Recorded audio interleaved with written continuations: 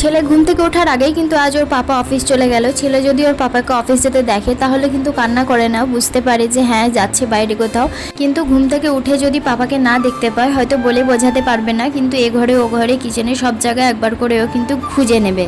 এখন অনেকটা সকালে অফিস যেতে হয়, 8টারও আগে যায়, তাই কোনো দিন ছেলে ঘুম থেকে ওঠার আগেই অফিস চলে যায়। হাজব্যান্ড অফিস যাওয়ার আগেই কিন্তু আমার কাজ হয়ে যায়, দেখতেই পাচ্ছ স্নান করাও হয়ে গেছে। তো যাওয়ার পর এখন আমি পুজোটা করে নিচ্ছি।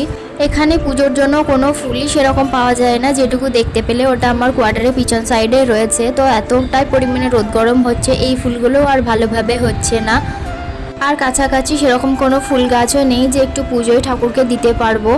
আমার কোয়ার্টারের পিছন সাইডে কিন্তু অনেকটাই জায়গা ফাঁকা রয়েছে, এখানে গাছ লাগাবো মনে করলে লাগানো যাবে, কিন্তু এখানে কি বলতো মাটিটা একদমই ভালো না, খুবই টাইট মাটি, কোনো গাছই হতে চায় না। আর দুই হচ্ছে এখানে প্রচুর গরু যাওয়া আসা করে, তো তারা হয় খেয়ে নেবে নাহলে ভেঙে দিয়ে চলে যাবে, যেই কারণে এখানে আরোই লাগায় না। আরও একটা বিষয় হচ্ছে তোমাদের দাদাভাই তো টাইম পাবেই না, আর আমারও বাবুকে নিয়ে দেখাশোনা হবে না, সেই কারণেই আরও এখানে কোনো গাছ লাগানোর চেষ্টা করি না। তারপর ছুটিতে বাড়ি যাওয়া, সেই গাছগুলো দেখাশোনা করা, তখন নষ্ট হয়ে গেলে আরও খারাপ লাগবে।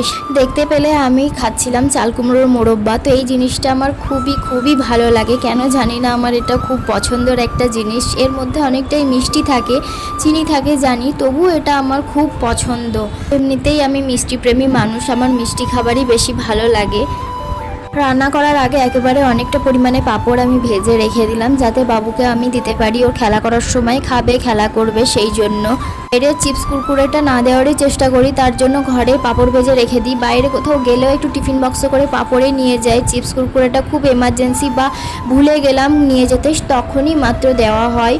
বাচ্চা মানুষ বাইরে একটু খাবার হাতে দিলে হয়তো শান্ত হয়ে থাকবে, সেই জন্যই আরও দেওয়া। টমেটো কেচাপটা শেষ হয়ে গিয়েছিলো, বোতলটা ফেলে না দিয়ে ভাবলাম একটু বটল পেন্টিং করা যাক। ইউটিউবে এরকম বটল পেন্টিংয়ের কিন্তু অনেক ভিডিও দেখতে পাই, তো আমিও একটু চেষ্টা করলাম, খুব কম সময়ে আর সিম্পলভাবেই বানিয়েছি। কেমন হয়েছে জানিও।